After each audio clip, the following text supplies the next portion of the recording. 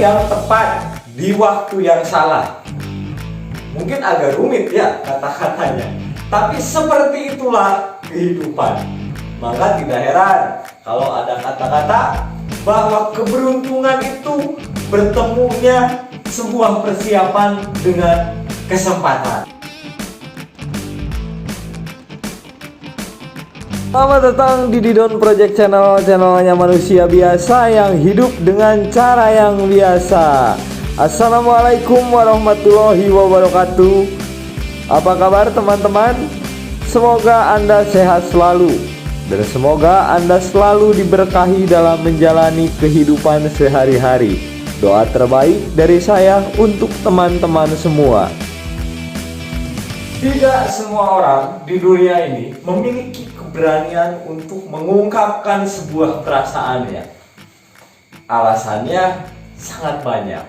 Salah satunya mungkin orang itu tidak berani mengambil resiko yang dia tanggung, atau masih ragu dengan apa yang ingin diungkapkannya. Di video kali ini saya akan membahas tentang jatuh cinta dengan orang yang tepat di waktu yang salah hanya akan menimbulkan masalah. Jatuh cinta kepada orang yang tepat di waktu yang salah akan menimbulkan masalah. Sebenarnya topik ini saya terinspirasi oleh sebuah film. Sebuah film yang masih dibuat oleh sesama kita konten kreator. Filmnya sangat menginspirasi menurut saya. Ada banyak yang bisa digali pelajaran dari sebuah cerita film itu.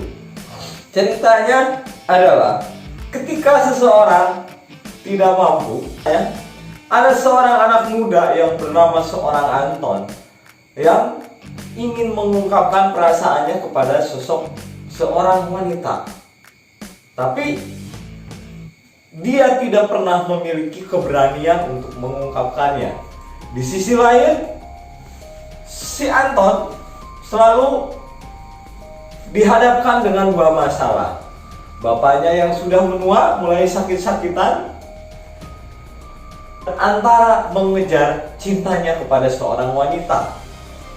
Nah, di tengah perjalanan tiba-tiba si Anton dipaksa untuk memasuki sebuah pondok oleh seorang pamannya yang bernama siapa ya? Si Ahoy, kalau nggak salah, si Ahoy. Mereka dipisahkan oleh beberapa waktu.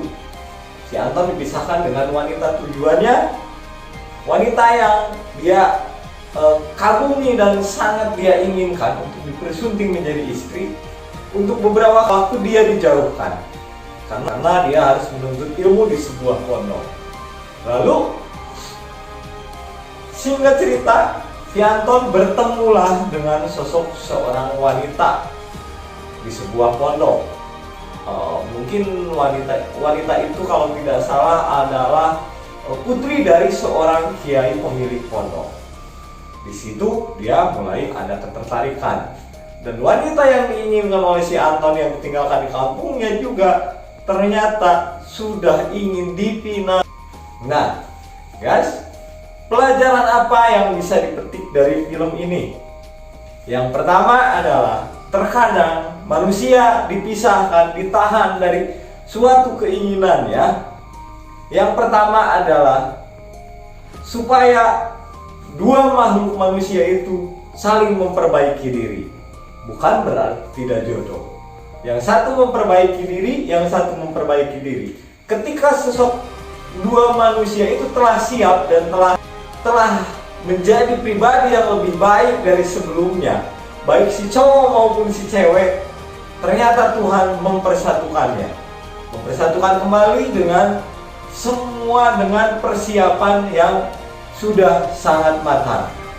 Sama-sama dewasa secara perilaku, sangat matang secara ekonomi, juga sudah cukup mapan.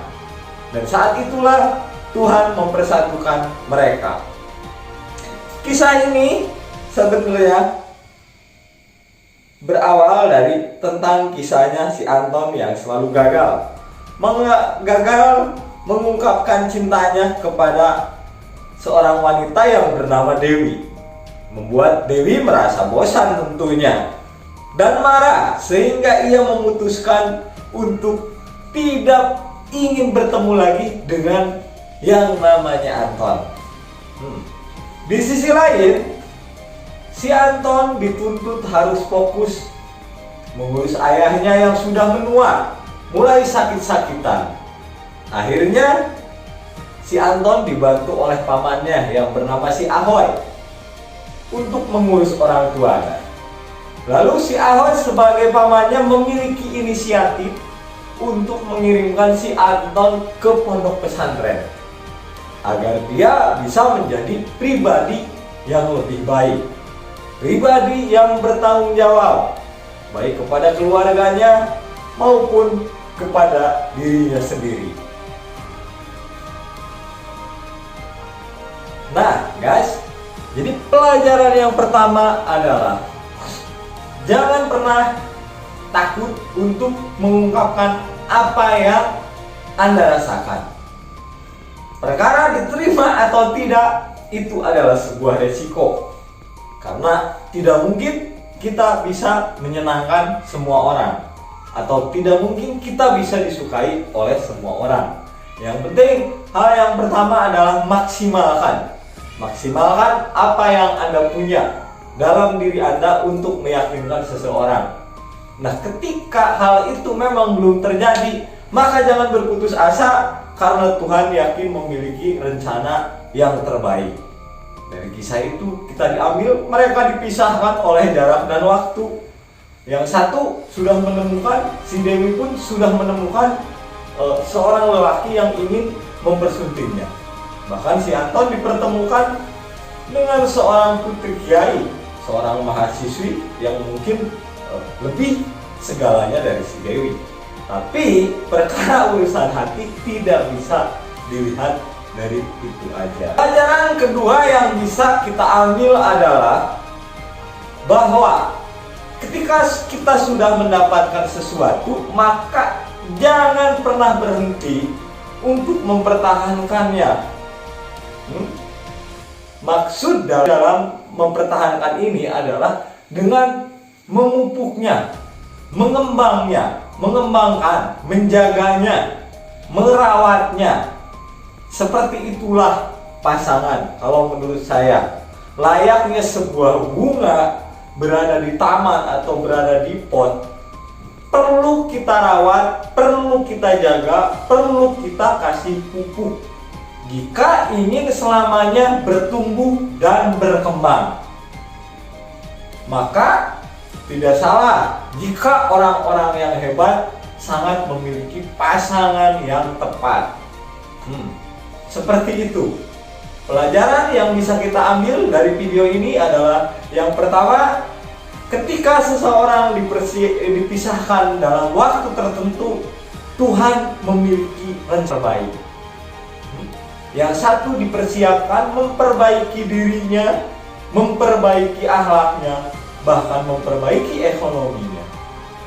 Dan yang satu lagi, si wanita juga sama, memperbaiki, menambah kesabarannya, menambah lagi ketangguhannya, menambah lagi bahwa artinya pentingnya sebuah penantian.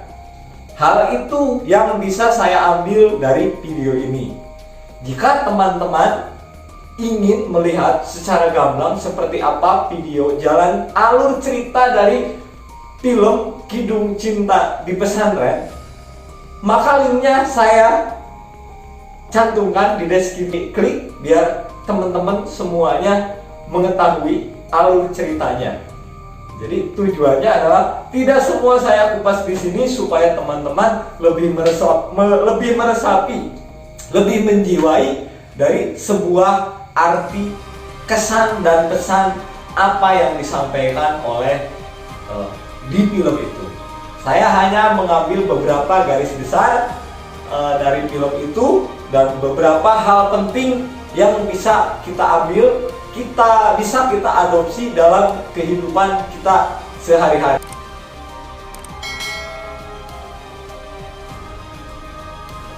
Sekian dan terima kasih untuk teman-teman. Jangan lupa silahkan tekan tombol subscribe-nya, nyalakan lonceng notifikasinya, like dan share ke seluruh media sosial kalian. Assalamualaikum warahmatullahi wabarakatuh.